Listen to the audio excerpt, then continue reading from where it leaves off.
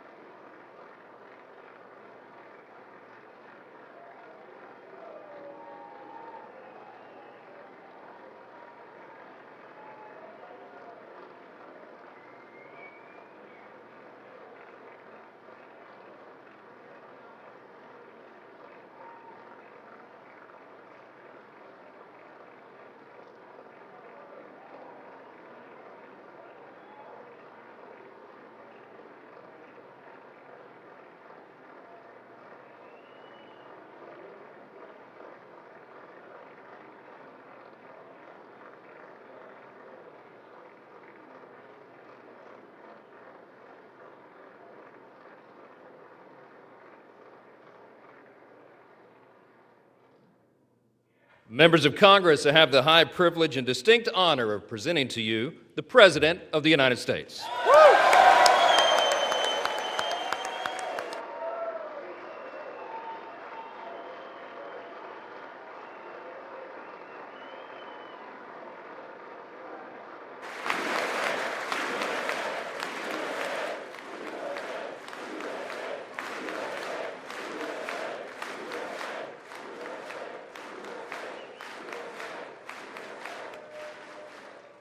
Well, thank you very much, everybody. It's really an honor.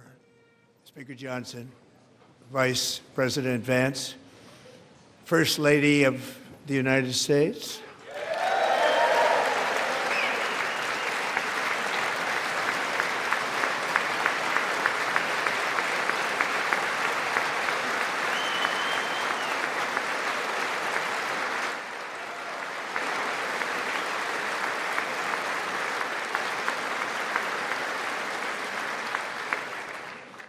Second Lady of the United States,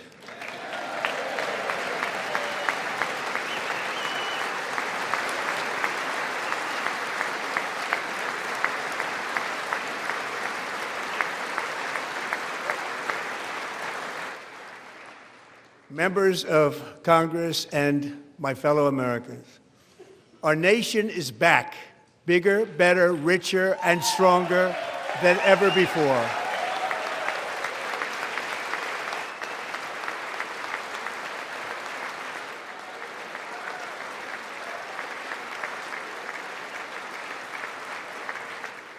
Less than 5 months from now, our country will celebrate an epic milestone in American history, the 250th anniversary of our glorious American independence. This July 4th, we will mark 2.5 centuries of liberty and triumph, progress and freedom in the most incredible and exceptional nation ever to exist on the face of the earth. And you've seen nothing yet. We're going to do better and better and better. This is the golden age of America.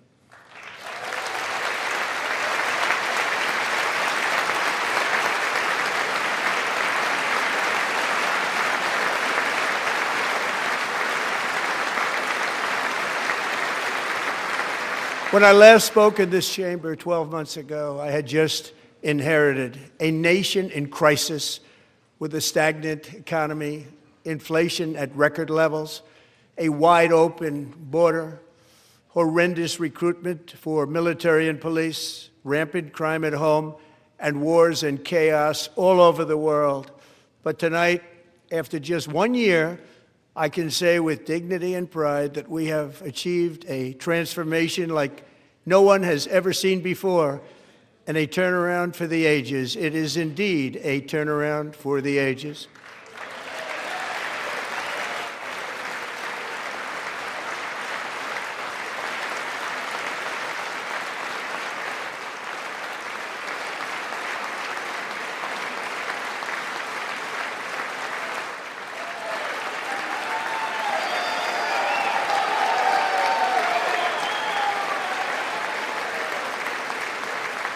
And we will never go back to where we were just a very short time ago. We're not going back. Today our border is secure.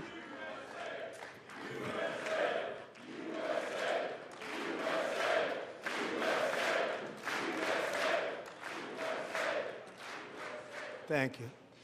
Today our border is secure. Our spirit is restored. Inflation is plummeting. Incomes are rising fast.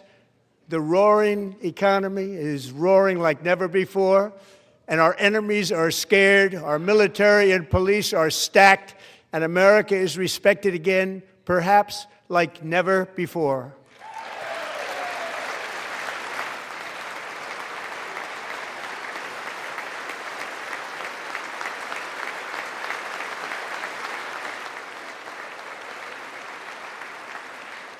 After 4 years in which millions and millions of illegal aliens poured across our borders, totally unvetted and unchecked, we now have the strongest and most secure border in American history by far.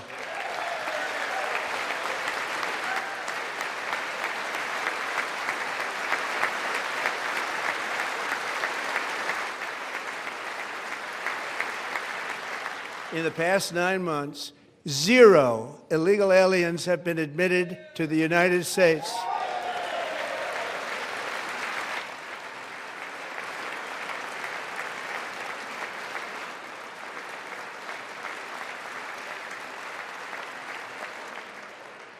But we will always allow people to come in legally, people that will love our country and will work hard to maintain our country.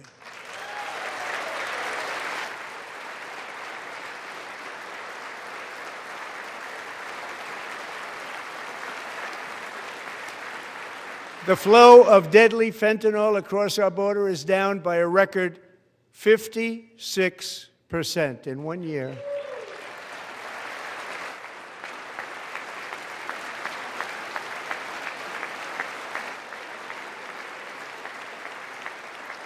And last year, the murder rate saw its single largest decline in recorded history. This is the biggest decline, think of it, in recorded history, the lowest number in over 125 years, year 1900. In fact, substantially before my wonderful father, I had a wonderful father, Fred, before he was born, substantially before he was born.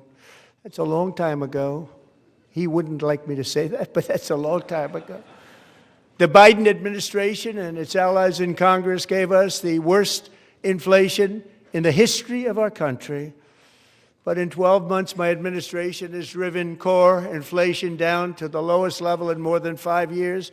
And in the last 3 months of 2025, it was down to 1.7%.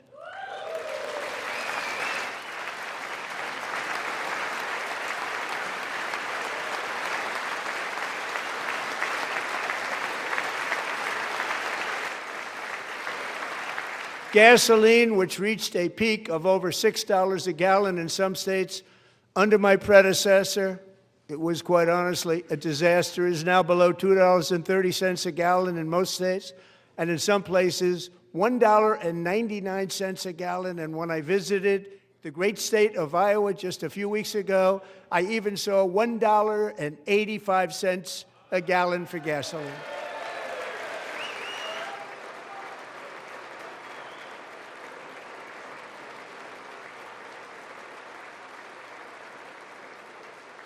Mortgage rates are the lowest in 4 years and falling fast, and the annual cost of a typical new mortgage is down almost $5,000 just since I took office. 1 year. And low interest rates will solve the Biden-created housing problem while at the same time protecting the values of those people who already own a house that really feel rich for the first time in their lives. We want to protect those values. We want to keep those values up. We're going to do both. And we are going to keep it that way. The stock market has set 53 all-time record highs since the election. Think of that, 1 year. Boosting pensions, 401ks, and retirement accounts for the millions and millions of Americans. They're all gaining. Everybody's up, way up. In 4 long years, the last administration got less than $1 trillion in new investment in the United States. And when I say less, substantially less. In 12 months, I secured commitments for more than $18 trillion pouring in from all over the globe.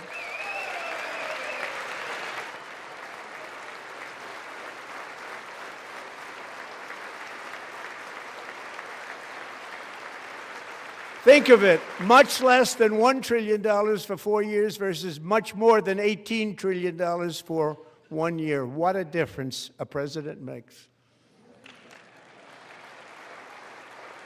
A short time ago, we were a dead country. Now we are the hottest country anywhere in the world, the hottest.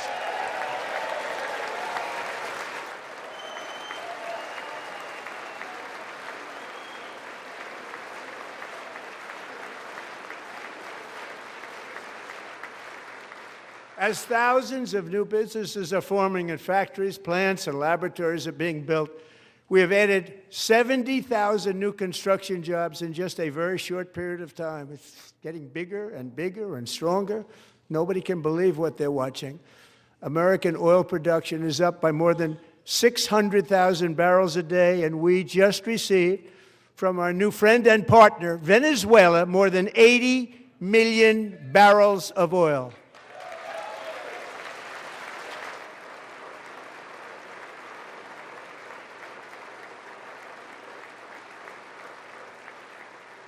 American natural gas production is at an all-time high because I kept my promise to drill, baby, drill.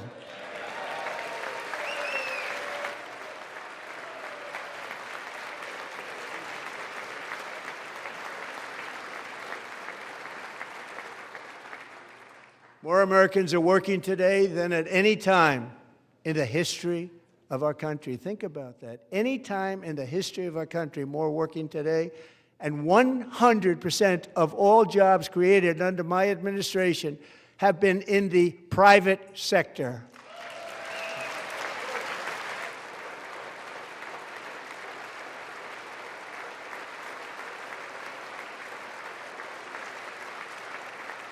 We ended DEI in America.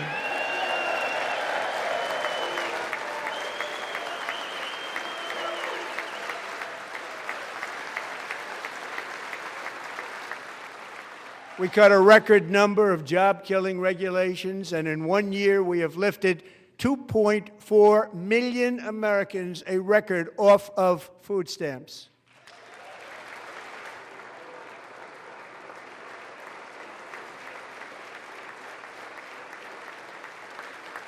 And for all of these reasons, I say tonight, members of Congress, the state of our union is strong.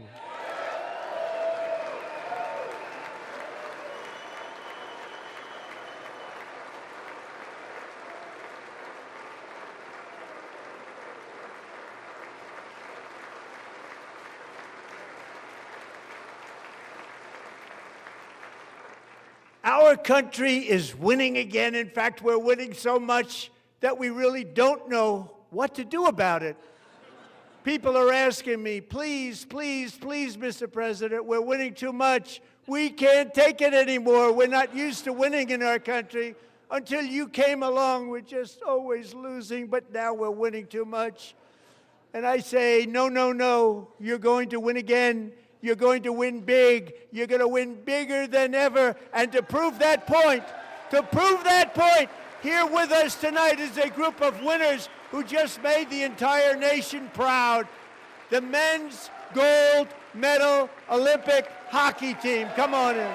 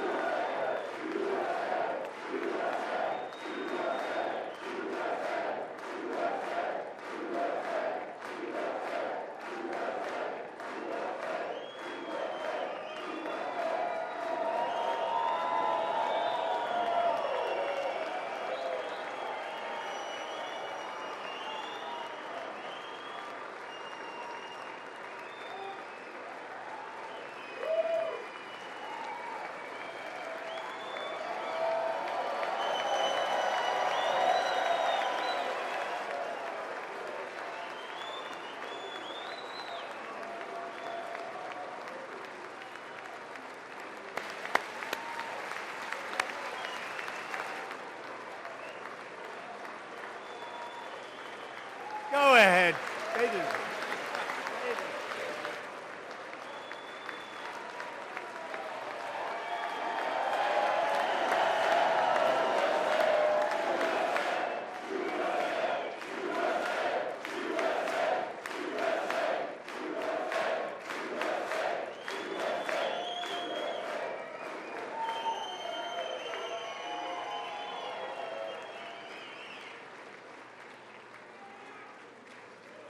That's the first time I've ever seen them get up. And actually, not all of them did get up. But they beat a fantastic Canadian team in overtime, as everybody saw, as did the American women who will soon be coming to the White House.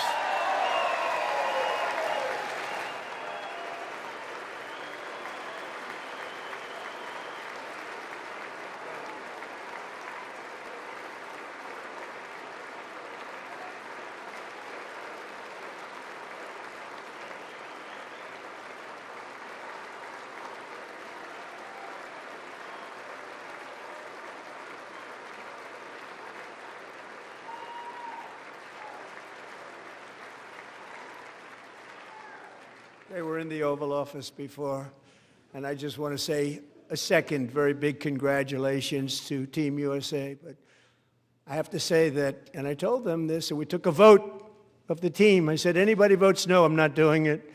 So they stood there, and they weren't about to say no, because I've never seen a goaltender play as well as goalie Connor Hellebuck.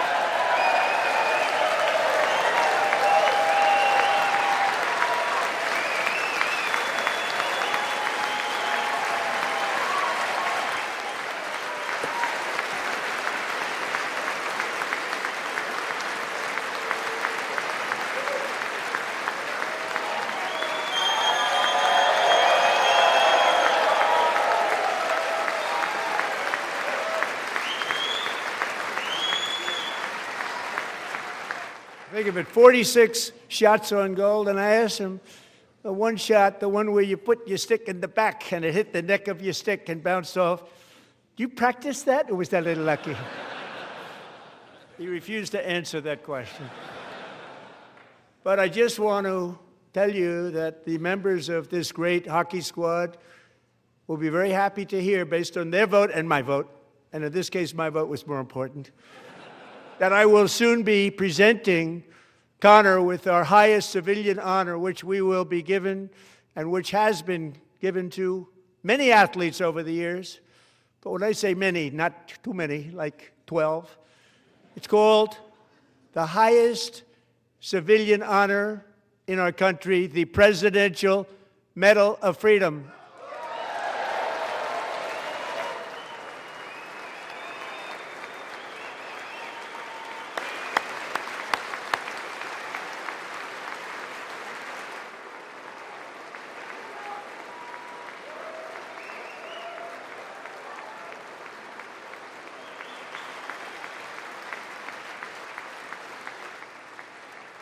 Great athletes have gotten that, very great, the best, and I thought he deserved it. And I did take a vote, every single one of them. I said, I'm not giving it if anybody goes no, and every single one of them rapidly put up their hand. So I want to thank you all. What a special job you did. What special champions you are. Thank you very much.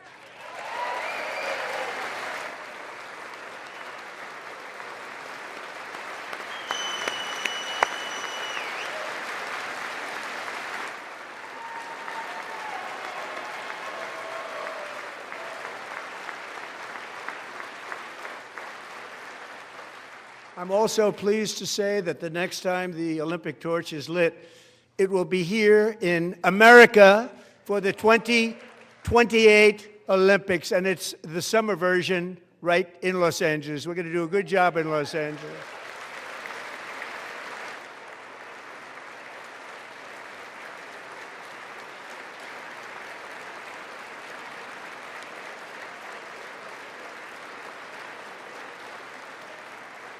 And Los Angeles is going to be safe, just like Washington, D.C. is now one of the safest cities in the country.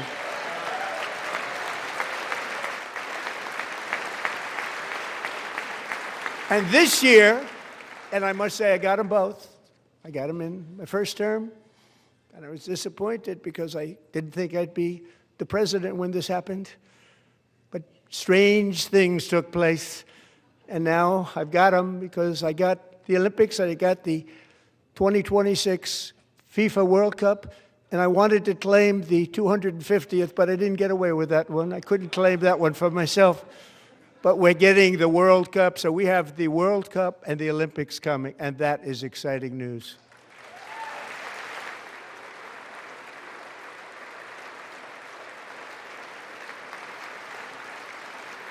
So this will be a year to celebrate our country and the heroes who have kept it free. Men like Buddy Taggart. At age 17, Buddy volunteered to defend America in World War II, serving in the Pacific under the great General Douglas MacArthur. He fought bravely in the famous Battle of Manila, worked so hard. He was badly wounded and almost killed by enemy machine guns in Luzon. And 81 years ago this month, he liberated the largest internment camp in the Philippines, one of the largest anywhere in the world. Buddy earned many honors, including a Purple Heart and a Bronze Star, came home, started a family, and tonight he is in the gallery looking forward to July 4th, 2026, his 100th birthday.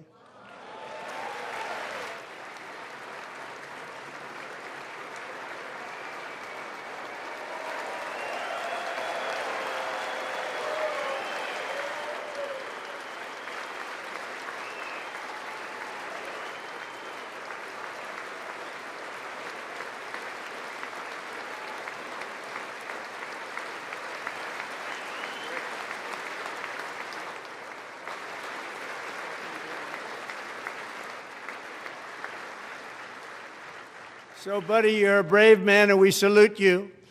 Even in times of challenge, setback, and immense heartache, the spirit of 1776 has always shone through very brightly. It was July 4th of last year when floodwaters tore through a girls' summer camp in Central Texas, one of the worst things I've ever seen. I was there, rising 26 feet in the matter of minutes, tragically claiming many, many lives. You all remember that one. As the waters threatened to sweep her away, 11-year-old Millie Kate McClelland closed her eyes and prayed to God. She thought she was going to die. Those prayers were answered when Coast Guard rescue swimmer Scott Ruskin descended from a helicopter above. Nobody knew where he came from. It was Scott's first ever rescue mission, a young guy, but very brave, very, very top, always top in his class. And he lifted not just Millie Kate, but 164 others to safety.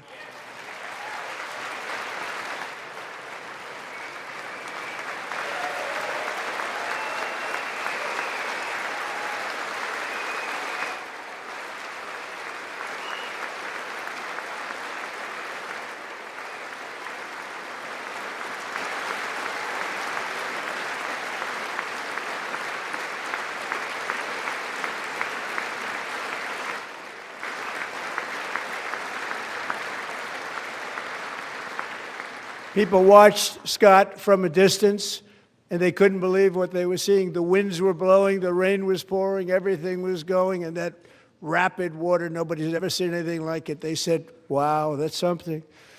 Tonight, Scott and Millie Kate are here together, reunited for the very first time. Thank you, Scott, Millie Kate.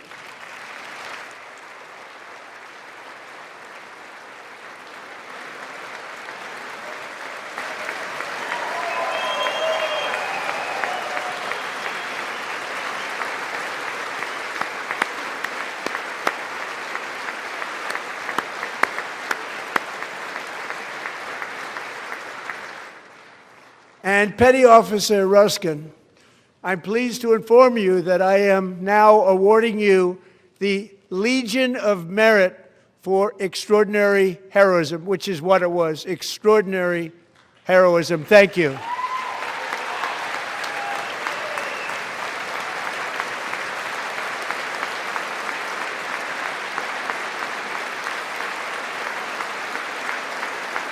And I'd like to have the military aide to please come down and take care of the service. Military aide, thank you very much. Take care of that very important service. Thank you very much.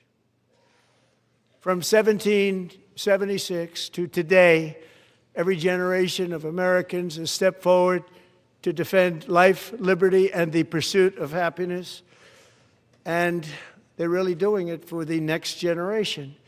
But now it's our turn. Together we're building a nation where every child has the chance to reach higher and go further, where government answers to the people, not the powerful, and where the interests of hardworking American citizens are always our first and ultimate concern. That is the debt we owe to the heroes who came before us, and that is the promise we must keep to America for our 250th year. Last year, I urged this Congress to begin the mission by passing the largest tax cuts in American history, and our Republican majorities delivered so beautifully. Thank you, Republicans.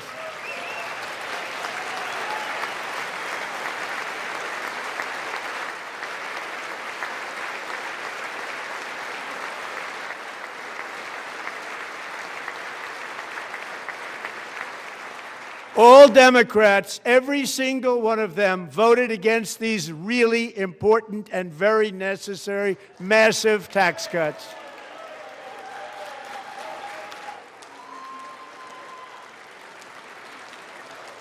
They wanted large-scale tax increases to hurt the people instead. But we held strong, and with the great, big, beautiful bill, we gave you no tax on tips, no tax on overtime, and no tax on Social Security for our great seniors.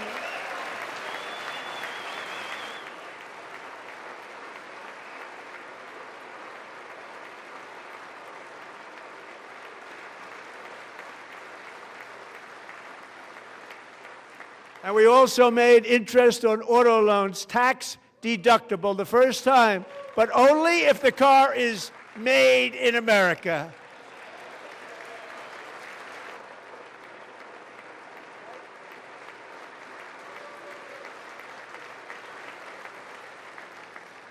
Recently in Pennsylvania, I met Megan Hemhauser, a devoted mom who's homeschools her children, beautiful, 2 children, during the day while waiting tables at night as her husband works overtime operating very heavy equipment. Megan is here this evening, and she's happy to tell you that she is so much richer because with no tax on tips, no tax on overtime, and our expanded child tax credit done again by Republicans, Megan and her husband will take home more than $5,000 extra just for the year, cutting her tax bill in more than half.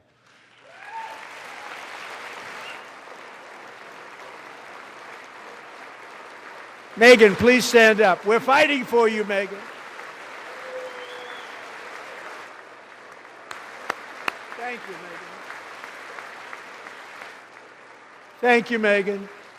We're fighting for you, Megan. Under our bill, parents like Megan can also activate their children's brand new Trump accounts. And I didn't name it. I did not name it. I did not name that.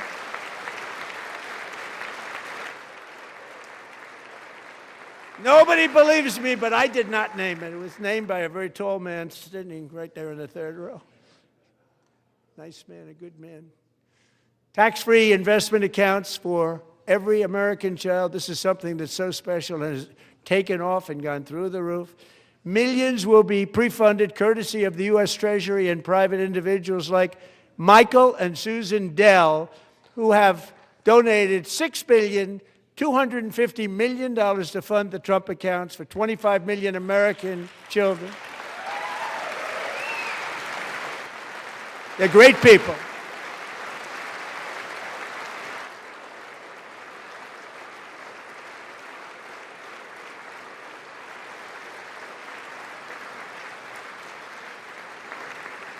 You know, I asked Michael Dell, how do you make all that money? He said, well, I just sat on my dorm in school, and I made computers, and I'd sell them to people, and I just kept selling and selling and selling, and pretty amazing story. That's called the American dream. He sold a lot of computers, a lot of those laptops, so I congratulate him on that, but I really thank him and Susan, as well as others like Brad Gerstner, a very tremendous guy. He was behind it right from the beginning. Brad Gerstner. Thank you, Brad.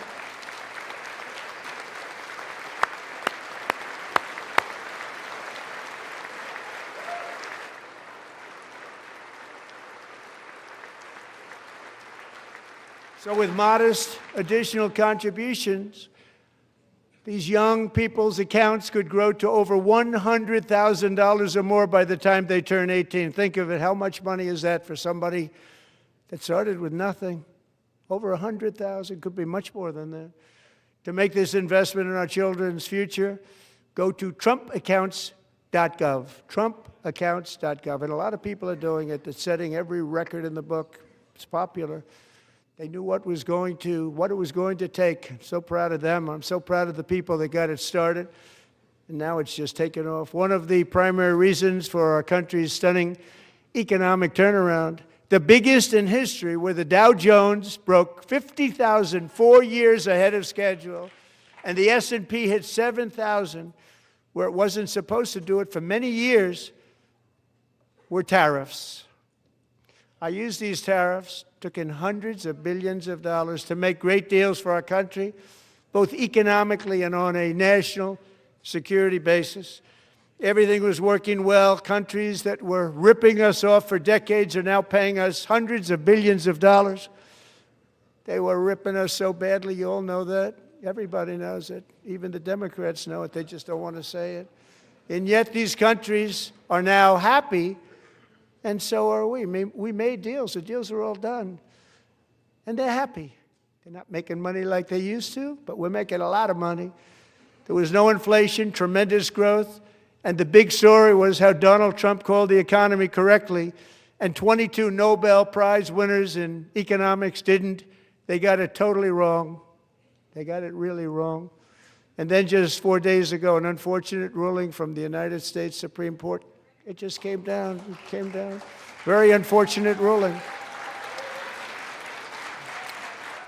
But the good news is that almost all countries and corporations want to keep the deal that they already made, right, Scott? Knowing that the legal power that I, as president, have to make a new deal could be far worse for them, and therefore they will continue to work along the same successful path that we had negotiated before the Supreme Court's unfortunate involvement. So despite the disappointing ruling, these powerful, country-saving, it's saving our country, the kind of money we're taking in, peace-protecting. Many of the wars I settled was because of the threat of tariffs. I wouldn't have been able to settle them without. Will remain in place under fully approved and tested alternative legal statutes. And they have been tested for a long time. They're a little more complex, but they're actually probably better, leading to a solution that will be even stronger than before. Congressional action will not be necessary. It's already time-tested and approved. And as time goes by, I believe the tariffs paid for by foreign countries will, like in the past, substantially replace the modern-day system of income tax, taking a great financial burden off the people that I love.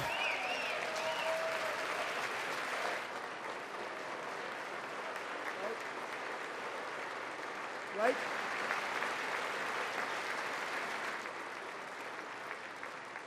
Moving forward, factories, jobs, investment, and trillions of dollars will continue pouring into the United States of America because we finally have a president who puts America first. I put America first. I love America.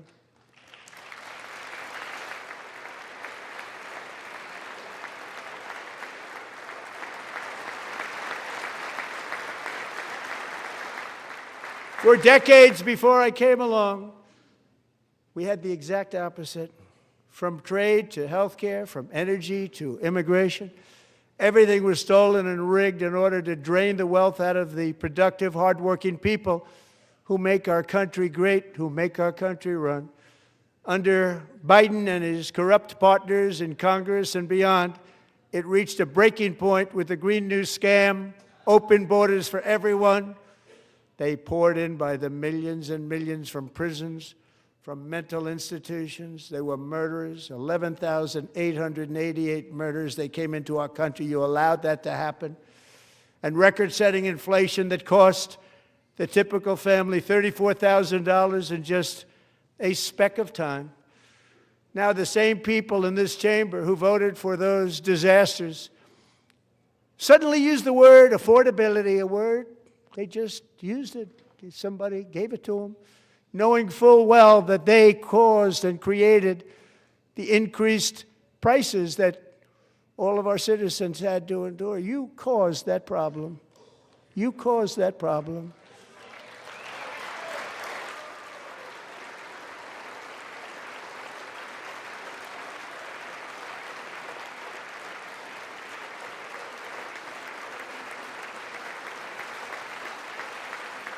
They knew their statements were a lie. They knew it. They knew their statements were a dirty, rotten lie. Their policies created the high prices Our policies are rapidly ending them. We are doing really well. Those prices are plummeting downward.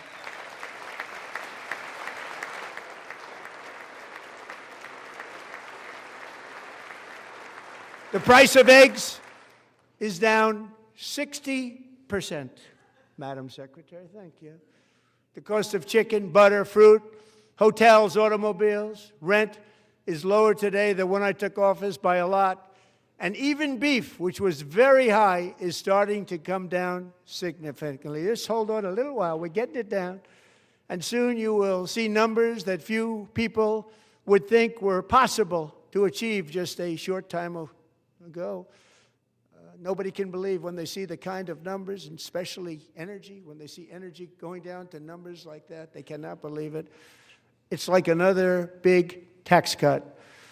I'm also confronting one of the biggest ripoffs of our times, the crushing cost of health care caused by you. Since the passage of the Unaffordable Care Act, sometimes referred to as Obamacare, big insurance companies have gotten rich. It was meant for the insurance companies, not for the people. With our government giving them hundreds and hundreds of billions of dollars a year as their stock prices soared 1,000, 1,200, 1,400, and even 1,700%, like nothing else. That's why I introduced the great health care plan. I want to stop all payments to big insurance companies and instead give that money directly to the people so they can buy their own health care, which will be better health care at a much lower cost.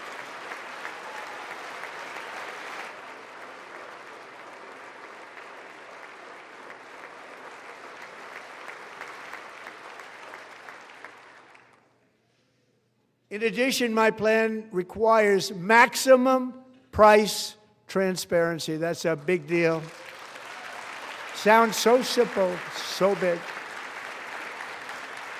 And I did that in my first term, and the Democrats immediately terminated it with full knowledge that they were doing a very bad thing for the people. Costs were going to go way up, and that's what happened, and now I'm bringing them way down on health care and everything else.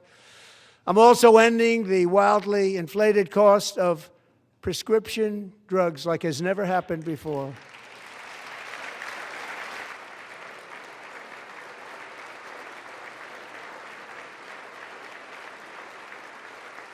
Other presidents tried to do it, but they never could. They tried.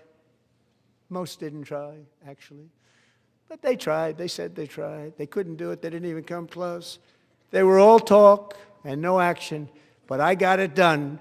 Under my just enacted most favored nation agreements, Americans who have for decades paid by far the highest prices of any nation anywhere in the world for prescription drugs will now pay the lowest price anywhere in the world for drugs. Anywhere, the lowest price.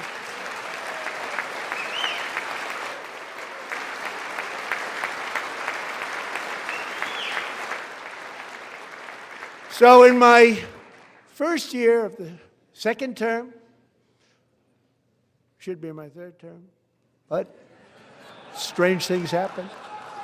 I took prescription drugs, a very big part of health care, from the highest price in the entire world to the lowest. That's a big achievement. The result is price differences of 300, 400, 500, 600% and more, all available right now at a new website called TrumpRx.gov. And I didn't name that one either, by the way.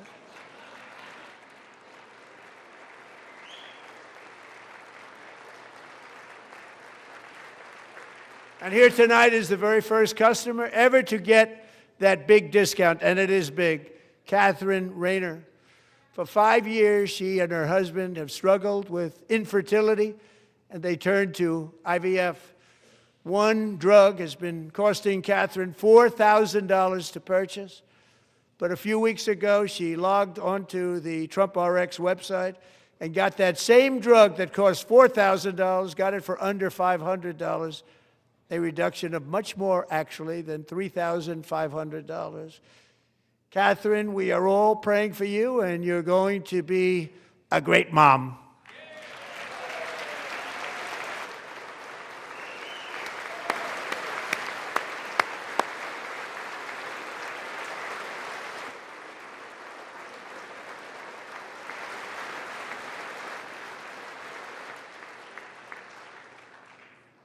So now I'm calling on Congress to codify my most favored nation program into law. Now, the one thing, I'm not sure it matters because it's going to be very hard for somebody that comes along after me to say, let's raise drug prices by 700 or 800%. But John and Mike, if you don't mind, codify it anyway. They may do it. Codify it anyway. Thank you. Many Americans are also concerned that energy demand from AI data centers could unfairly drive up their electric utility bills. Tonight, I'm pleased to announce that I have negotiated the new Ratepayer Protection Pledge. You know what that is?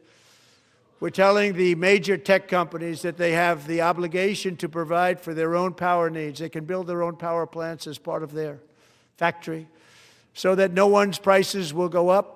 And in many cases, prices of electricity will go down for the community and very substantially down. This is a unique strategy never used in this country before. We have an old grid. It could never handle the kind of numbers, the amount of electricity that's needed. So I'm telling them they can build their own plant. They're going to produce their own electricity. It will ensure the company's ability to get electricity while at the same time lowering prices of electricity for you, and could be very substantial for all of you cities and towns. You're going to see some good things happen over the next number of years. Another pillar of the American dream that has been under attack is home ownership. With us tonight is Rachel Wiggins, a mom of two from Houston. She placed bids on 20 homes and lost all of those bids to gigantic investment firms that bypassed inspection, paid all cash, and turned those houses into rentals, stealing away her American dream. She was devastated. Stories like this are why last month I signed executive order to ban large Wall Street investment firms from buying up in the thousands single-family homes.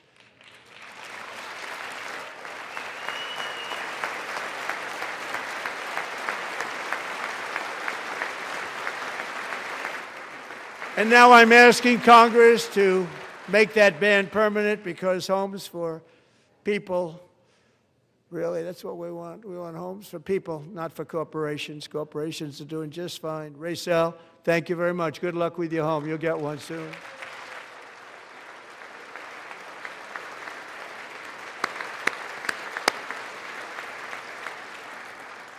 We're also working to make it easier for Americans to save for retirement.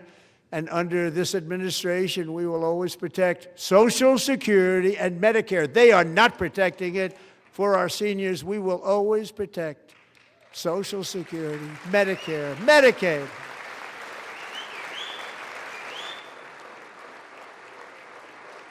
Since I took office, the typical 401k balance is up by at least $30,000.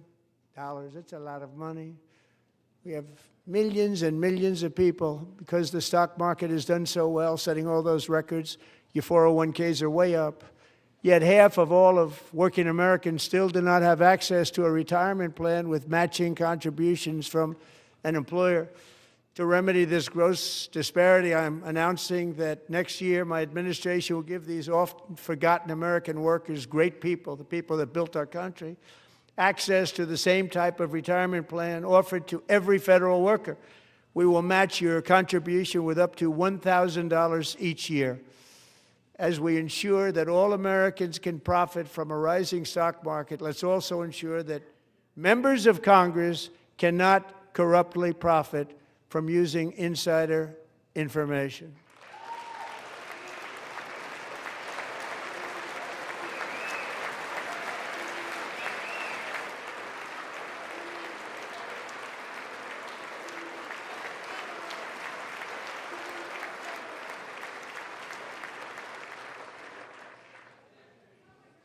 They stood up for that. I can't believe it. I can't believe it. Did Nancy Pelosi stand up if she's here? Doubt it. Pass the Stop Insider Trading Act without delay.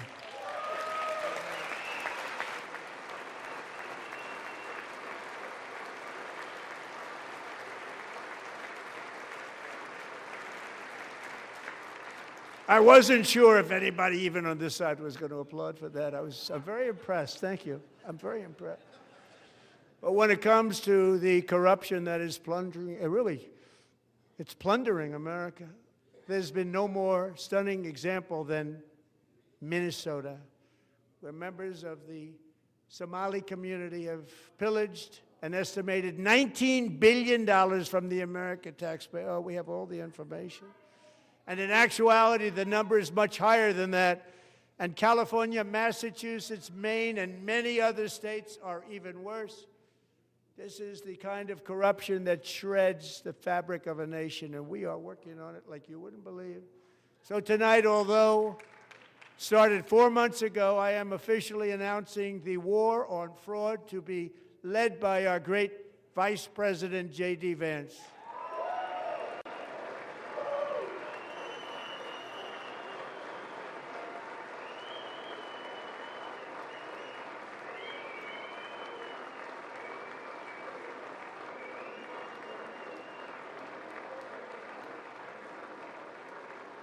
He'll get it done. And we're able to find enough of that fraud. We will actually have a balanced budget overnight. It'll go very quickly. That's the kind of money you're talking about. We'll balance our budget. The Somali pirates who ransacked Minnesota remind us that there are large parts of the world where corruption and lawlessness are the norm, not the exception. Importing these cultures through unrestricted immigration and open borders brings those problems right here to the USA. And it is the American people who pay the price in higher medical bills, car insurance rates, rent, taxes, and perhaps most importantly, crime. We will take care of this problem. We're going to take care of this problem. We are not playing games. Delilah.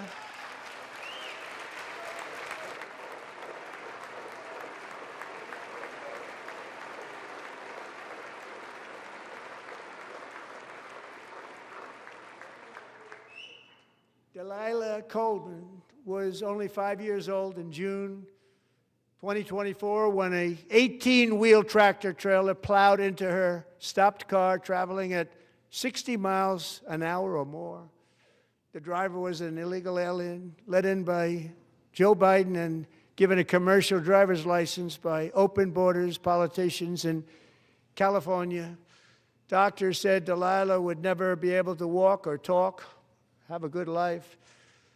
She wouldn't even be able to eat again. But against all odds, she is now in the first grade learning to walk.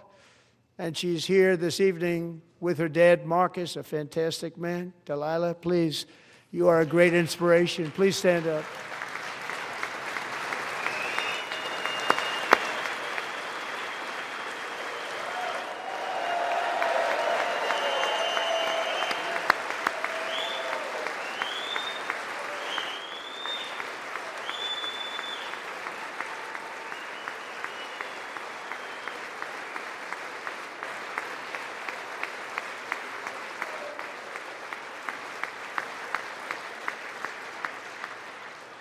Thank you, Delilah.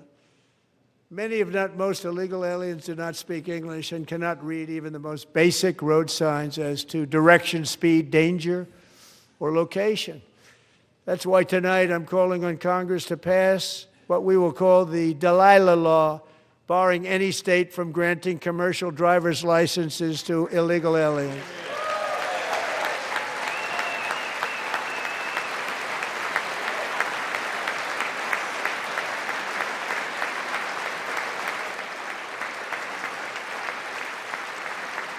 And yesterday, as you probably saw at the White House, I hosted a ceremony with Americans who lost their treasured loved ones to the scourge of illegal immigration. People came into our country, how we allowed this to happen with our open borders.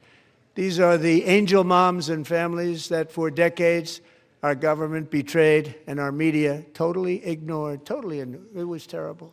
Hard to believe, actually. In 2023, a 16-year-old high school cheerleader named Elizabeth Medina was supposed to perform in her town's Christmas parade, but she never arrived. Her mother, Jacqueline, went home to look for her, and she found her lying dead in a bathtub bleeding profusely after being stabbed 25 times. Lizbeth's killer was a previously arrested illegal alien who had broken in and brutally extinguished the brightest light in her family's life, violently and viciously. Her heartbroken mother is in the gallery to remind everyone in this chamber exactly why we are deporting illegal alien criminals to our country at record numbers, and we're getting them the hell out of here fast. We don't want them.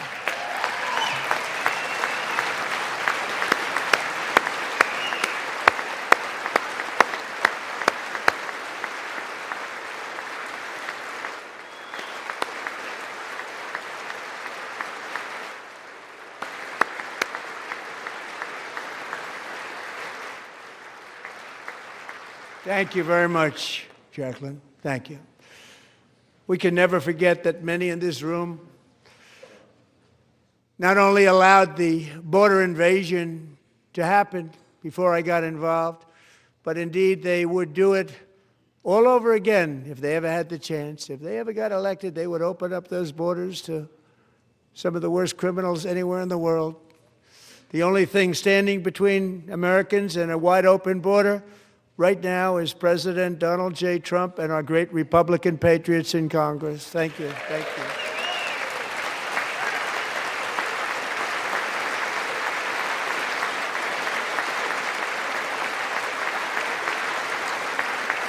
As we speak, Democrats in this chamber have cut off all funding for the Department of Homeland Security. It's all cut off. It's all cut off. They have instituted another Democrat shutdown, the first one costing us 2 points on GDP. 2 points we lost on GDP, which probably made them quite happy, actually.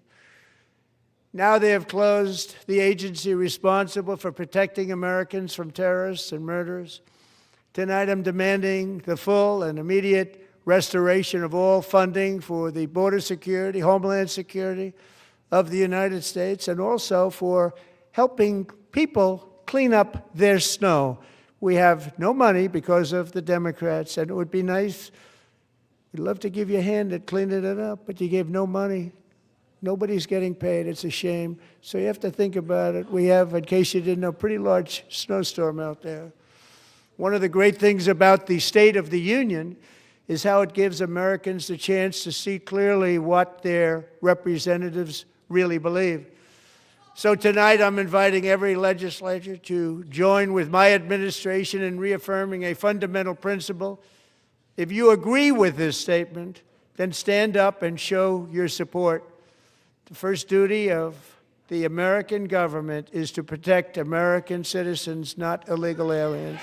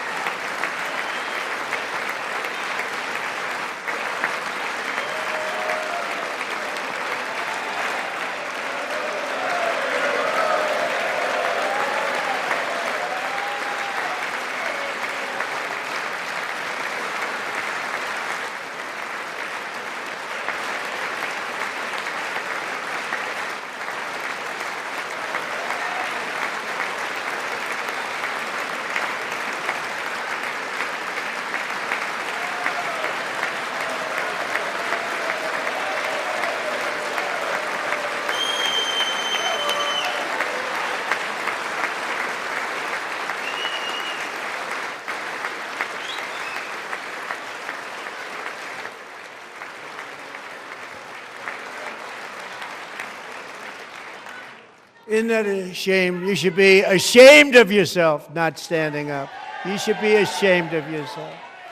That is why I'm also asking you to end deadly sanctuary cities that protect the criminals and enact serious penalties for public officials who block the removal of criminal aliens. In many cases, drug lords, murderers all over our country, they're blocking the removal of these people out of our country, and you should be ashamed of yourself.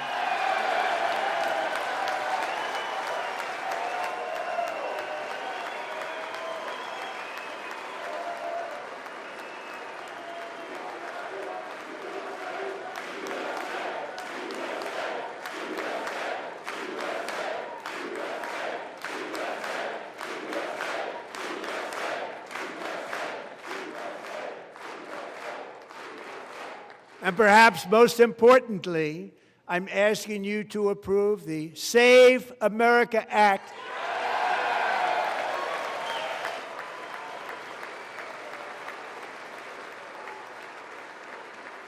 To stop illegal aliens and others who are unpermitted persons from voting in our sacred American elections. The cheating is rampant in our elections. It's rampant. It's very simple. All voters must show voter ID.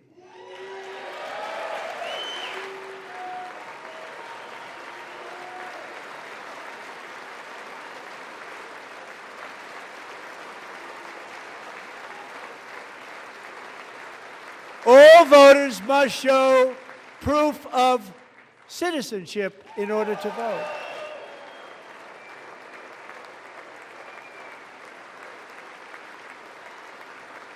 And no more crooked mail-in ballots except for illness, disability, military, or travel.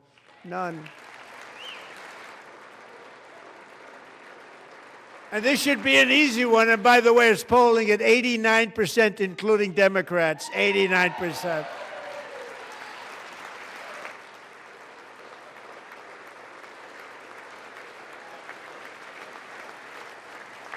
And even the new communist mayor of New York City, I think he's a nice guy, actually. Speak to him a lot. Bad policy, but nice guy. Just said they want people to shovel snow. They got hit hard. Wants them to shovel snow, but if you apply for that job, you need to show 2 original forms of ID and a Social Security card. Yet they don't want identification for the greatest privilege of them all, voting in America. No, it's no good. No good. Both Republicans and Democrats overwhelmingly agree on the policy that we just enunciated. And Congress should unite and enact this common sense, country-saving legislation right now, and it should be before anything else happens.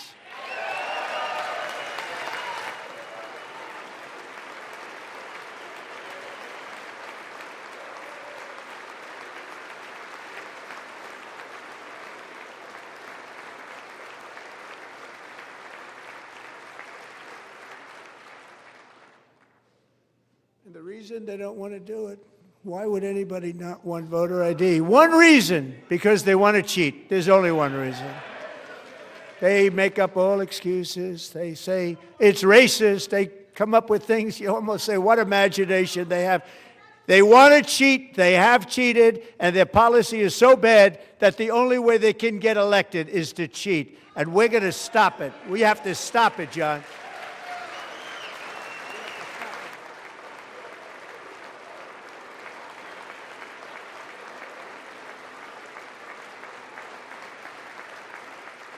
And here is one more opportunity to show common sense in government. In the gallery tonight are Sage Blair and her mother, Michelle. In 2021, Sage was 14 when school officials in Virginia sought to socially transition her to a new gender, treating her as a boy and hiding it from her parents. Hard to believe, isn't it? Before long, a confused Sage ran away from home after she was found in a horrific situation in Maryland A left-wing judge refused to return Sage to her parents because they did not immediately state that their daughter was their son. Sage was thrown into an all-boys state home and suffered terribly for a long time. But today, all of that is behind them because Sage is a proud and wonderful young woman with a full-ride scholarship to Liberty University. Sage and Michelle, please stand up.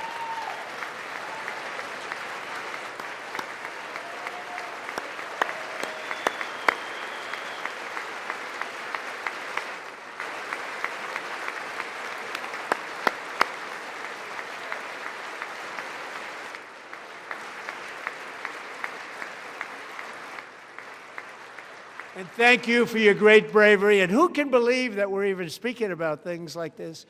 15 years ago, if somebody was up here and said that, they'd say, what's wrong with him?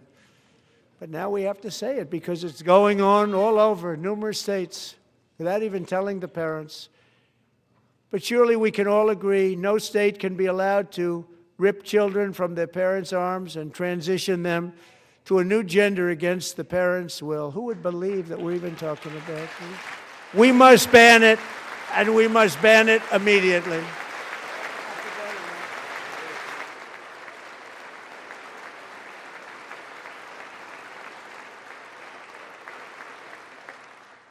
Look, nobody stands up. These people are crazy, I'm telling you. They're crazy.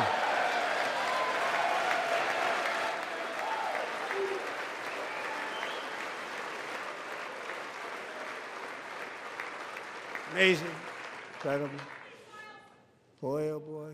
We're lucky we have a country. With people like this, Democrats are destroying our country, but we've stopped it just in the nick of time, didn't we? Huh?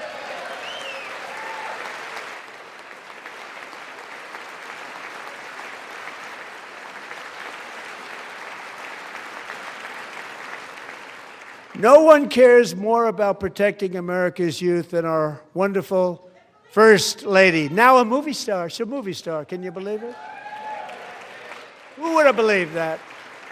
Over the past year, she has had an incredible impact championing AI legislation, advancing a landmark executive order on foster care, and helping secure $30 million to launch the Melania Trump Foster Youth to Independence Initiative. It's a tremendous, really a tremendous thing that happened and had a lot of bipartisan support.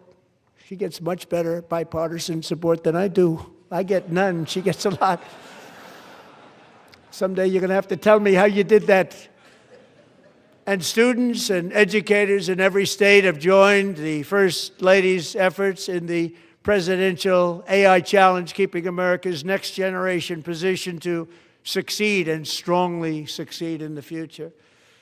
Tonight, we welcome two young people whose lives reflect the First Lady's impact, Sierra Burns and Everest Nevermont. Thank you both, and Melania, thank you. I know how hard you worked on it. Thank you very much.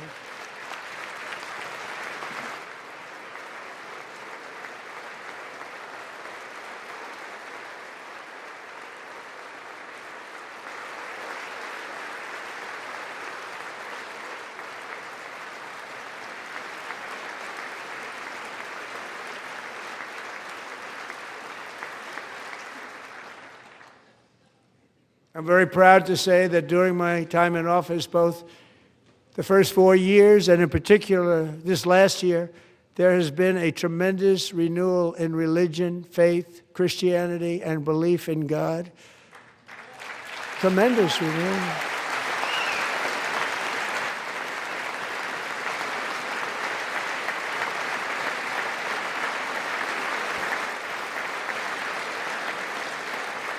This is especially true among young people, and a big part of that had to do with my great friend, Charlie Kirk, a great guy, great man.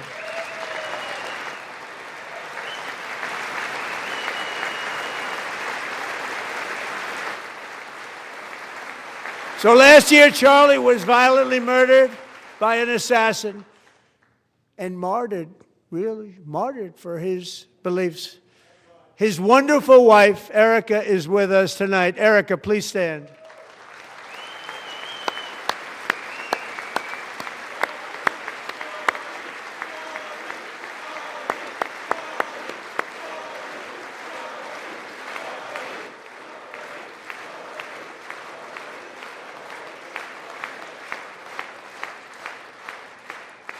Thank you, Erica. Been through a lot. In Charlie's memory, we must all come together to reaffirm that America is one nation under God, and we must totally reject political violence of any kind.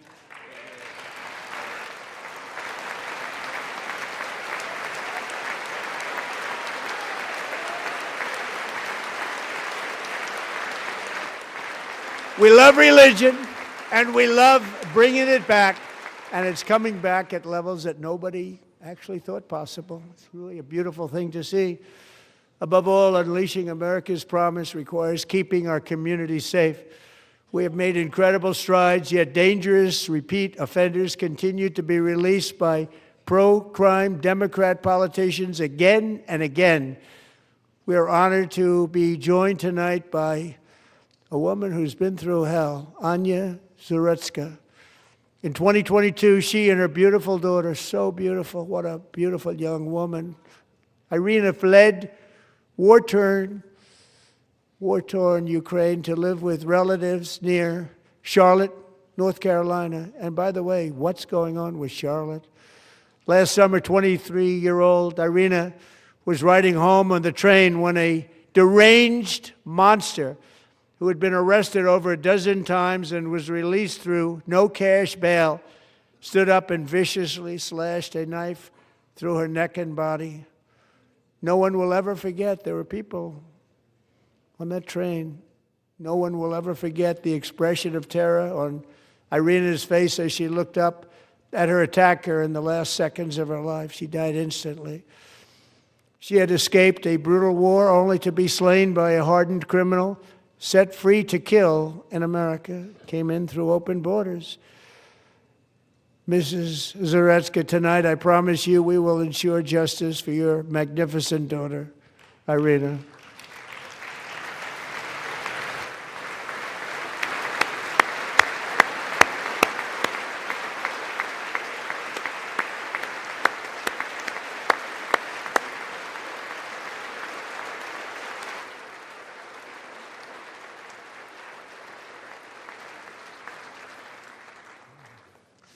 How do you not stand? How do you not stand? I'm asking this Congress to pass tough legislation to ensure that violent and dangerous repeat offenders are put behind bars, and importantly, that they stay there.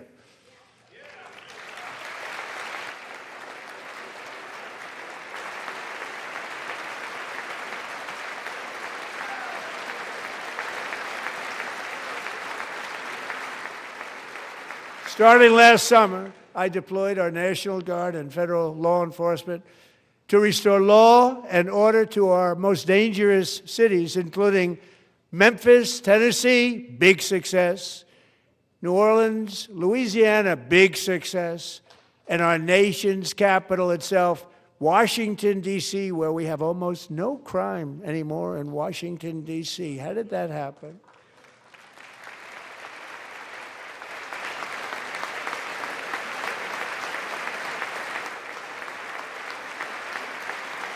In fact, crime in Washington is now at the lowest level ever recorded, and murders in D.C. this January were down close to 100% from a year ago.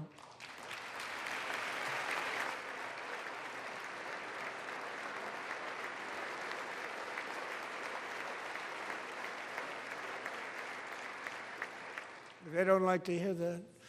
One of the brave service members who helped achieve this stunning turnaround was 20-year-old West Virginia Army National Guard Specialist Sarah Beckstrom. After a 4-month deployment, she voluntarily extended her service, and her rank was going to be lifted. She was doing so well. They were so proud of her. But the very next day, she was on patrol near the White House when she was ambushed and shot in the head by a terrorist monster from Afghanistan. Shouldn't have been in our country. And all because she wore the uniform of our nation. She was shot. He traveled here because he didn't like people wearing our uniform. He was sick and deranged. Shouldn't have been in our country. Sarah Beckstrom died in order to defend our capital, and we are honored to be joined by her wonderful parents, Gary and Evalie. Your daughter was a true American patriot, and she will be greatly missed. She was a great person. I saw reports on her. They've never seen anything like it.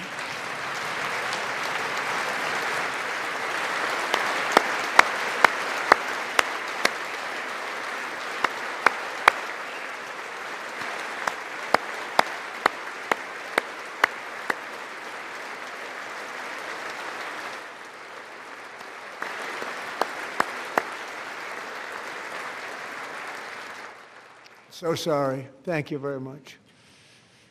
A great young lady. I saw reports that were like, perfect. She was perfect. Serving alongside Sarah that day was Staff Sergeant Andrew Wolf.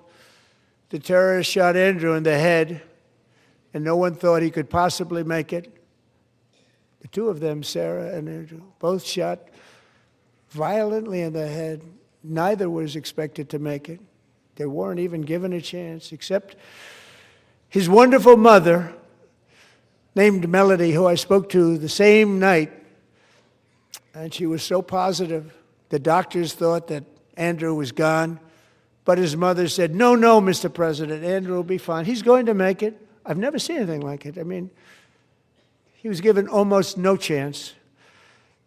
She said, I have no doubt, sir, he's going to be okay. This was a conversation that I had with her that night, with her son laying helplessly in bed, blood all over. Everybody is praying, she said, sir, he will be okay. The doctors didn't understand what she was saying, and after looking at the results of the damage done, neither did I. She was so strong and conclusive that even Andrew's great father felt she didn't really understand the gravity of the situation. But she turned out to be right. Right, Melody? She turned out to be right.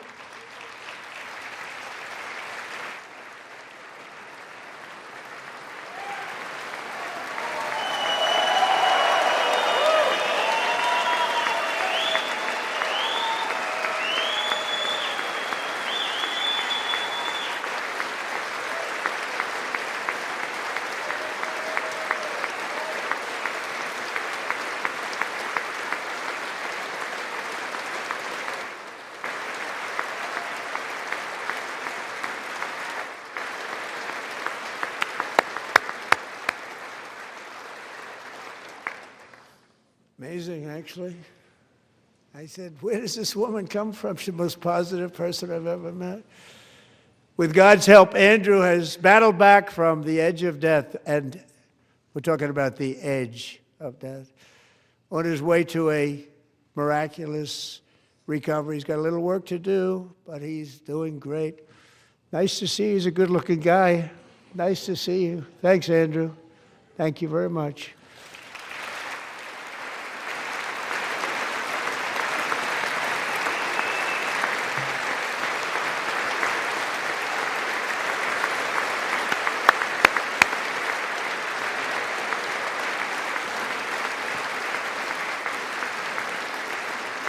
So, Andrew, while you're up, now I'm going to ask a highly respected General James Seward to present Staff Sergeant Andrew Wolf and the great family of Sarah Beckstrom with the award created by our late, great President George Washington himself. It's called the Purple Heart.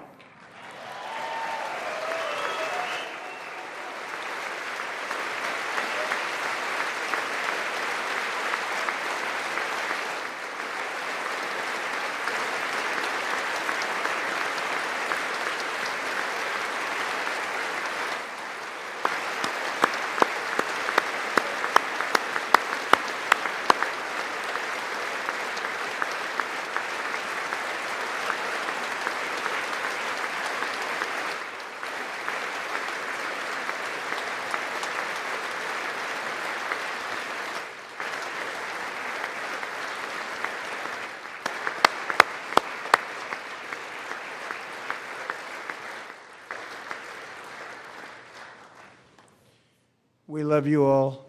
Love you. We're proudly restoring safety for Americans at home, and we are also restoring security for Americans abroad.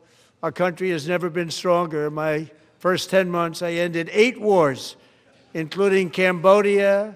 Isn't it funny? Sick people. Cambodia and Thailand, Pakistan and India. Would have been a nuclear war. 35 million people said the Prime Minister of Pakistan would have died if it were not for my involvement. Kosovo and Serbia, Israel and Iran, Egypt and Ethiopia, Armenia and Azerbaijan, the Congo and Rwanda, and of course the war in Gaza, which proceeds at a very low level. It's just about there. And I want to thank Steve Witkoff and Jared Kushner for your help. Thank you, Steve. Thank you, Jared.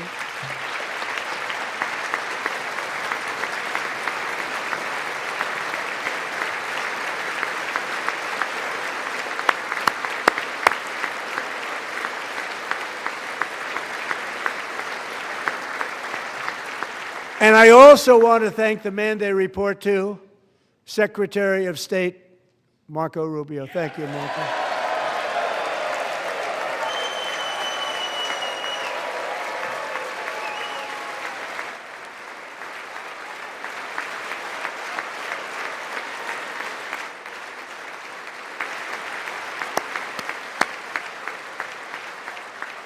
People like you. You know, Marco got 100% of the votes when he was in confirmation. I think our next one was about 54%. And some of the Democrats are now saying, I can't believe we approved that guy. And he said it's an honor that they feel that way, right, Marco? You have done a great job, great Secretary of State. I think he'll go down as the best ever.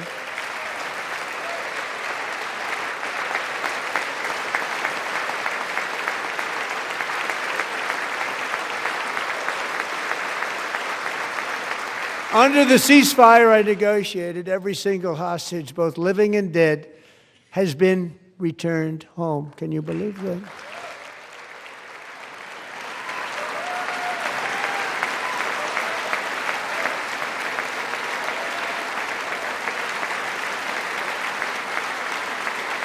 Nobody thought it was possible.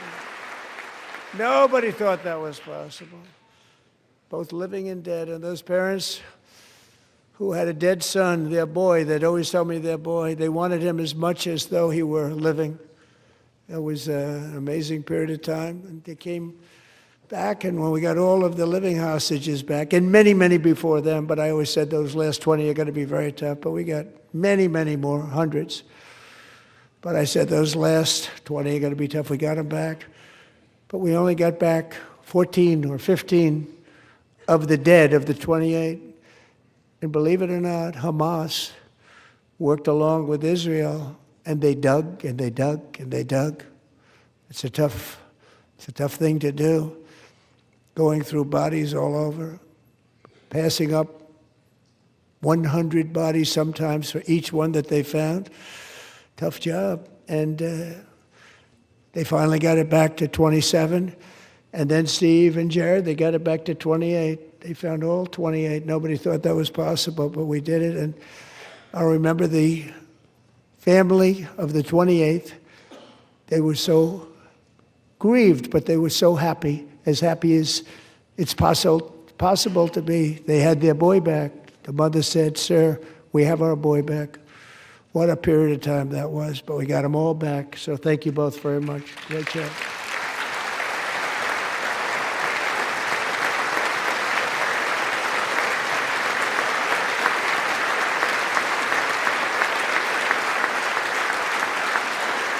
And we're working very hard to end the 9th war, the killing and slaughter between Russia and Ukraine, where 25,000 soldiers are dying each and every month. Think of that, 25,000 soldiers are dying a month. A war which would have never happened if I were president, would have never happened. As president, I will make peace wherever I can, but I will never hesitate to confront threats to America wherever we must. That's why in a breakthrough operation last June, the United States military obliterated Iran's nuclear weapons program with an attack on Iranian soil known as Operation Midnight Hammer.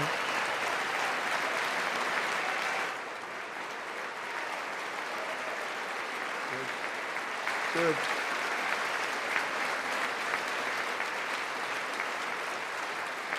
For decades, it had been the policy of the United States never to allow Iran to obtain a nuclear weapon. Many decades. Since they seized control of that proud nation 47 years ago, the regime and its murderous proxies have spread nothing but terrorism and death and hate. They've killed and maimed thousands of American service members and hundreds of thousands and even millions of people with what's called roadside bombs. They were the kings of the roadside bomb. And we took out Soleimani. I did that during my first term. Had a huge impact. He was the father of the roadside bomb.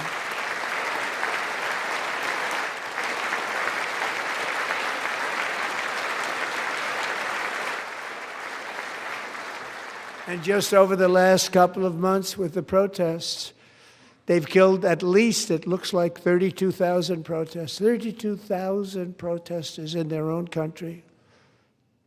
They shot them and hung them. We stopped them from hanging a lot of them with the threat of serious violence. But this is some terrible people. They've already developed missiles that can threaten Europe and our bases overseas, and they're working to build missiles that will soon reach the United States of America.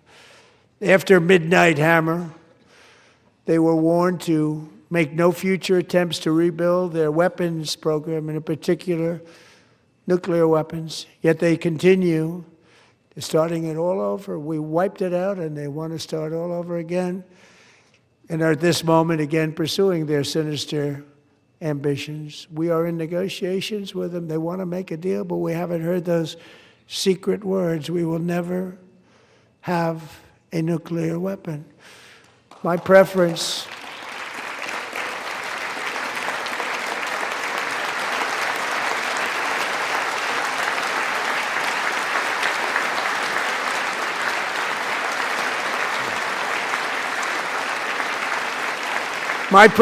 is to solve this problem through diplomacy. But one thing is certain, I will never allow the world's #1 sponsor of terror, which they are by far, to have a nuclear weapon. Can't let that happen.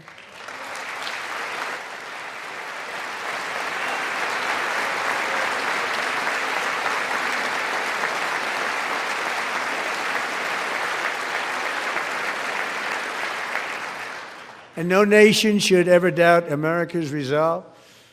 We have the most powerful military on earth. I rebuilt the military in my first term. We're going to continue to do so. Also, we just approved a $1 trillion budget. We have no choice. We have to be strong, because hopefully we will seldom have to use this great power that we built together. It's really called peace through strength, and it's been very, very effective.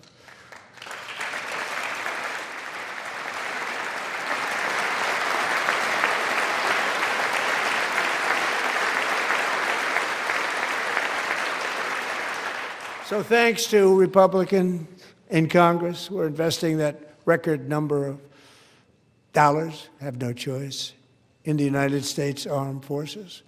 Also creating a lot of jobs, but we're not even doing it for that reason. Because as I said, we have more jobs, more people working today than ever before in the history of our country.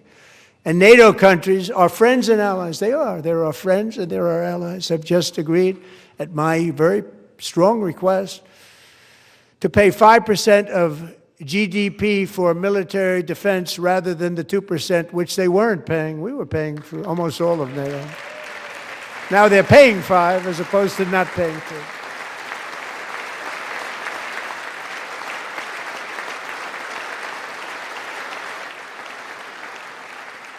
And getting that 5% was something which everyone said would never be done, could not happen. We got it really easily with one meeting. And big difference between 2% that's not paid. We were paying the freight of many of them. Very few were paid up. Now 5%, then they're paid. And everything we send over to Ukraine is sent through NATO, and they pay us in full. They pay us totally in full.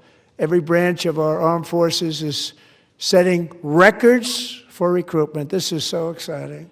and every service member recently.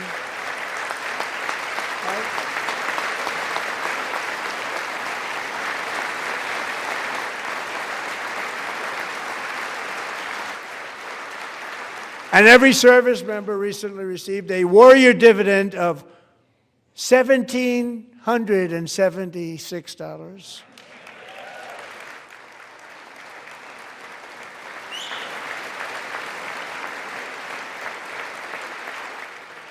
You know, they put it on my desk. We got the money from tariffs and other things, a lot of money we have. We have much more money than people understand. Have to rebuild that program a little bit, but it won't take long.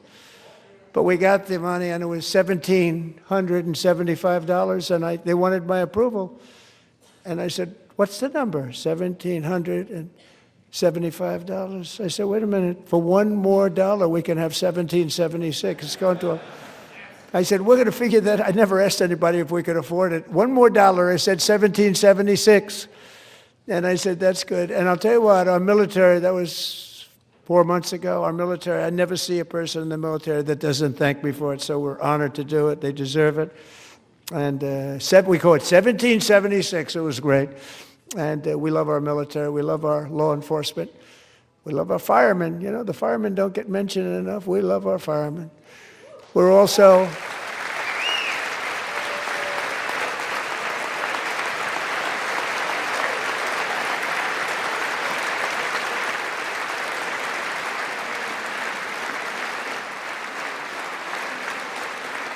restoring American security and dominance in the Western Hemisphere, acting to secure our national interests and defend our country from violence, drugs, terrorism, and foreign interference. For years, large swaths of territory in our region, including large parts of Mexico, really large parts of Mexico, have been controlled by murderous drug cartels.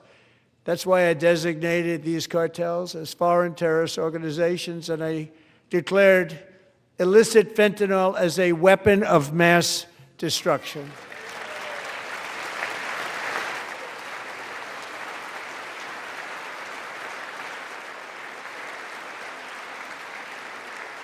And with our new military campaign, we have stopped record amounts of drugs coming into our country and virtually stopped it completely coming in by water or sea. You probably noticed that.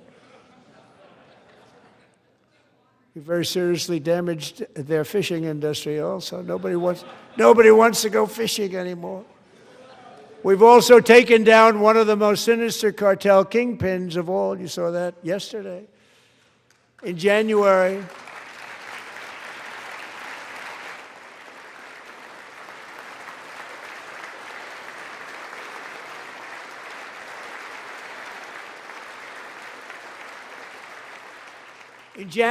elite American warriors carried out one of the most complex, spectacular feats of military competence and power in world history. No one's seen anything like it. Foreign leaders, I won't tell you who, called me and they said, very impressive, very good.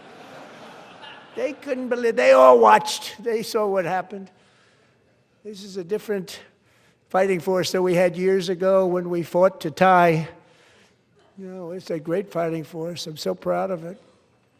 Look at Space Force. Space Force is my baby, because we did that. My baby is becoming so important.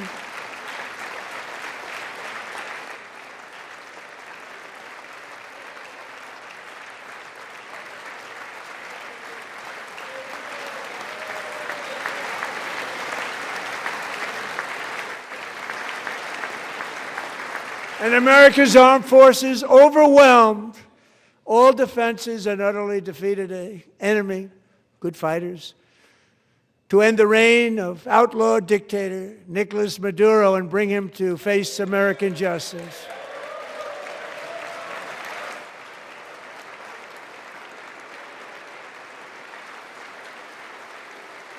And this was an absolutely colossal victory for the security of the United States, and it also opens up a bright new beginning for the people of Venezuela.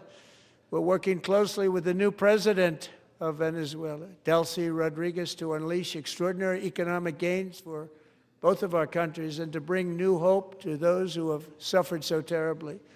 They really did suffer. With us tonight is Alejandro Gonzalez, she grew up in a tight-knit Venezuelan family and was especially close to her beloved uncle Enrique. But after Enrique ran for office and opposed Maduro, he was kidnapped by Maduro's security forces and thrown into the regime's really infamous prison in Caracas.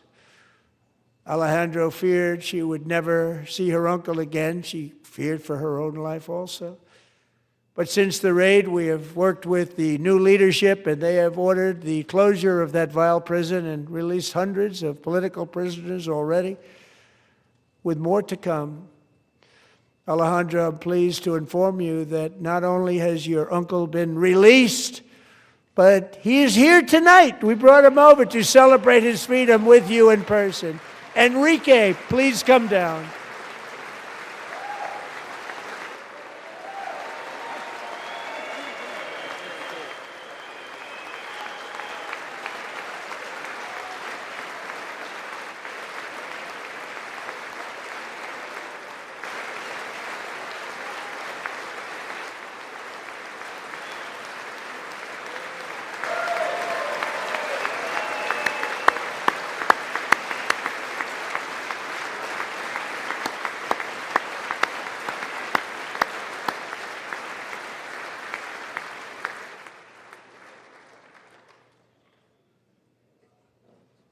Thank you, Enrique. Have a good time. Nice to have you back, Enrique. There were many heroes on that January raid to capture Maduro, really great heroes. It was very dangerous. They knew we were coming. They were all set. But the deeds of one warrior that night will live forever in the eternal chronicles of military valor. Chief Warrant Officer 5, Eric Slover, planned the mission and was the flight lead in the cockpit of the first helicopter, a big, beautiful, powerful helicopter. It was a massive Chinook carrying, as you can imagine, many, many American warfighters. Wearing the dog tags, his wife Amy had blessed with holy water before he left. She knew it was going to be a rough one.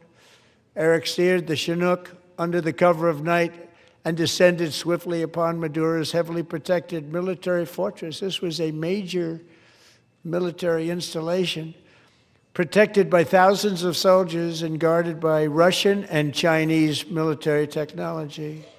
How did that work out? Not too good. While preparing to land, enemy machine guns fired from every angle, and Eric was hit very badly in the leg and hip, one bullet after another. He absorbed 4 agonizing shots, shredding his leg into numerous pieces. And yet, despite the fact that the use of his legs was vital to successful helicopter flight, legs are the most important part of flying a helicopter, to deliver the many commandos who would capture and detain Maduro was the only thing Eric was thinking about. Then, even as he was gushing blood, which was flowing back down the aisle, helicopter lands at a steep angle. The machine guns stood right in front of him. They were right in front of him, 2 machine gunners who escaped the wrath of the previous planes. Eric maneuvered his helicopter with all of those lives and souls to face the enemy and let his gunners eliminate the threat. Turned the helicopter around so the gunners could take care of business, saving the lives of his fellow warriors from what could have been a catastrophic crash deep in enemy territory. Only after safely landing the helicopter with all the warriors aboard in the exact right spot, which was vital to the mission. We probably would have had to maybe cancel the mission if that didn't happen. Eric told his co-pilot, also wounded, but not as gravely, to take over. I'm about ready to pass out. The success of the entire mission and the lives of his fellow warriors hinge on Eric's ability to take the searing pain. It was unbelievable what's happened to his legs of the bullets and keep on flying and landing and People knew what was happening. Everybody in the back of the helicopter knew because they saw the blood pouring down the aisle. Chief Warrant Officer Slover is still recovering from his serious wounds, but I'm thrilled to say that he is here tonight with his wife, Amy, Eric, and Amy. Come on in.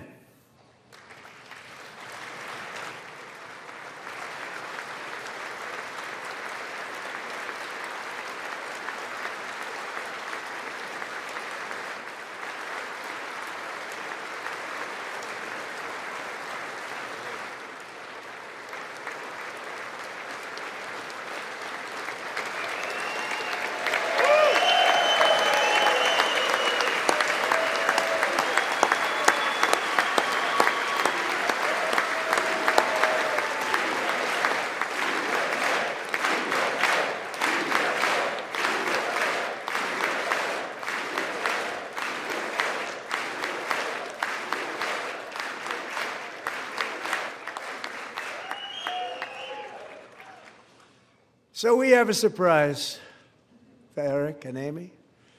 In recognition of Eric's actions above and beyond the call of duty, I would now like to ask General Jonathan Braga to present Chief Warrant Officer Slover with our nation's highest military award, the Congressional Medal of Honor.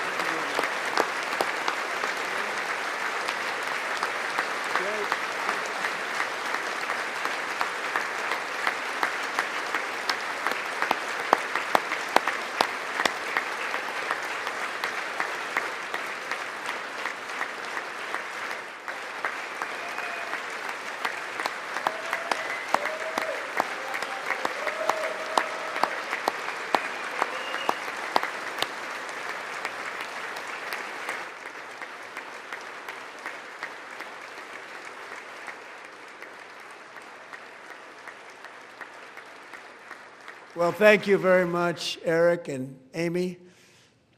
Great to get to know you. I met with them and with a lot of their fellow warriors at Fort Bragg recently. You notice the name Fort Bragg, we have it back, we brought it back. We won the First World War with it, the Second World War with it, and then they decided to change the name. So we changed it back. Everybody wanted to change back too. And 10 of Eric's fellow warriors from that incredible night of victory will also be receiving medals at a private ceremony that will soon be held at the White House, and Eric will be there. Thank you.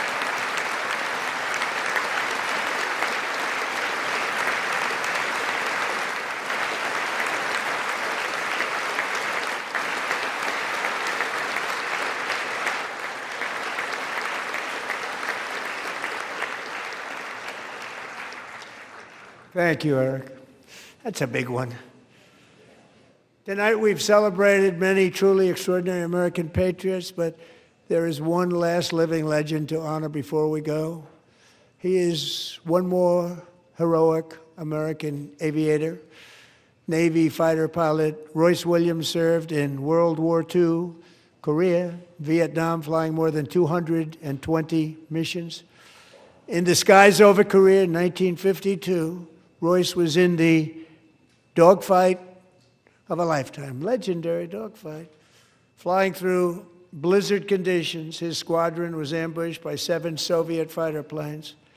It was his first aerial combat of the war, and despite being massively outnumbered and outgunned, Royce led the takedown of 4 enemy jets and almost destroyed the others, vanquishing his adversaries while taking 263 bullets to his own plane and being seriously hurt.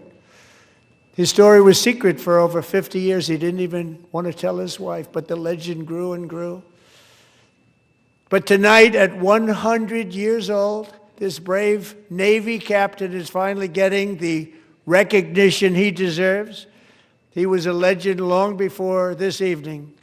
Royce, please stand up, and I will ask the First Lady of the United States to present Captain Royce Williams with his Congressional Medal of Honor.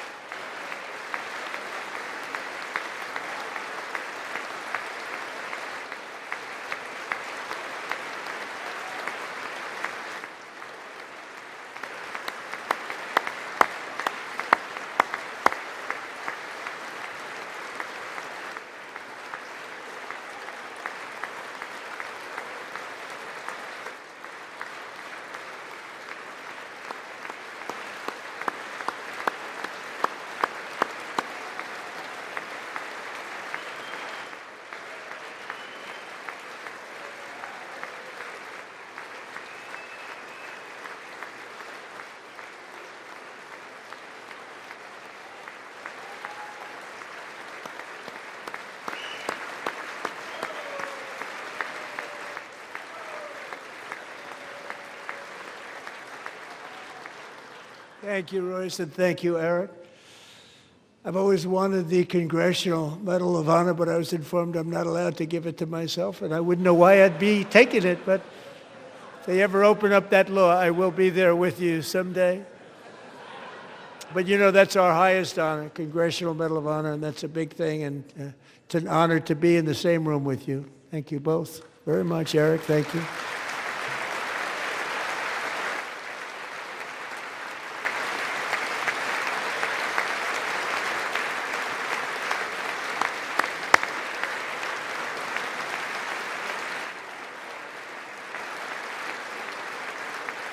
Thank you. 250 years is a long time in the life of a nation, but in another sense, it's really a mere moment in the eye of history. Two of the gentlemen we met in the gallery this evening took their first breaths 1 century ago, 100 years before that, on July 4th, 1826, the author of the Declaration of Independence, brilliant, Thomas Jefferson, drew his last breath. Just a single long human lifespan separates the giants who declared and won our independence from the heroes who stand among us tonight. Everything our nation has done, everything we have achieved, has been the work of those few great lifetimes. In those brief chapters, Americans built this nation from 13 humble colonies into the pinnacle of human civilization and human freedom, the strongest, wealthiest, most powerful, most successful nation in all of history. Americans ventured out across the daunting and dangerous continent. We carved paths through an unforgiving wilderness, settled a boundless frontier, and tamed the beautiful but very, very dangerous Wild West. From empty marshes and wide open plains, we raised up the world's greatest cities. Together, we mastered the world's mightiest industries and shattered history's monstrous tyrannies. And we liberated millions from the chains of fascism, communism, oppression, and terror. Americans lifted humanity into the skies on the wings of aluminum and steel, and then we launched mankind into the stars on rockets powered by sheer American will and unyielding American pride. We wired the globe with our ingenuity. We captivated the planet with American culture. And now we are pioneering the next great American breakthroughs that will change the entire world. All of this and so much more is the enduring legacy, unmatched glory of the hardworking patriots who built and defended this country and who still carry the hopes and freedoms on all of humanity's backs. For years they were forgotten, betrayed, and cast aside. But that great betrayal is over, and they will never be forgotten again. Because when the world needs courage, daring, vision, and inspiration, it is still turning to America. And when God needs a nation to work his miracles, he knows exactly who to ask. There is no challenge Americans cannot overcome, no frontier too vast for us to conquer, no dream too bold for us to chase, no horizon too distant for us to claim. For our destiny is written by the hand of providence, and these first 250 years were just the beginning. From the rugged border towns of Texas to the heartland villages of Michigan, from the sun-kissed shores of Florida to the endless fields of the Dakotas, and from the historic streets of Philadelphia to right here in our nation's capital, Washington, D.C., the golden age of America is upon us. The revolution that began in 1776 has not ended. It still continues because the flame of liberty and independence still burns in the heart of every American patriot. And our future will be bigger, better, brighter, bolder, and more glorious than ever before. Thank you, God bless you, and God bless America.